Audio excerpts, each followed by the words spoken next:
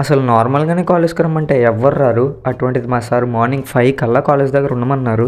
ఇదేదో ఇంట్రెస్టింగ్గా ఉందని వెంటనే స్టార్ట్ అయిపోయాము. తీరా నేను వెళ్ళేటప్పటికి మా ఫ్రెండ్స్ అందరూ వచ్చేస్తున్నారు. చదువుకోవడానికి రండి అంటే రారు, కానీ ఇటువంటి వాటికి మాత్రం ముందుంటారు. ఫైనల్గా మా జర్నీ అయితే స్టార్ట్ అయిపోయింది. చుట్టూ మంచి ఏం కనిపించట్లేదు. ఈ లొకేషన్ అంతా చూసి మా క్లాస్ అమ్మాయిలు ఎక్కడికో ఊటీ వచ్చినట్టు ఫీల్ అయిపోయారు. లాస్ట్కి మేము దిగాల్సిన ప్లేస్ అయితే వచ్చింది. అందరినీ దింపేశారు. అసలు ఎక్కడికి వచ్చామో దేనికి వచ్చామో చెప్పలేదు కదా.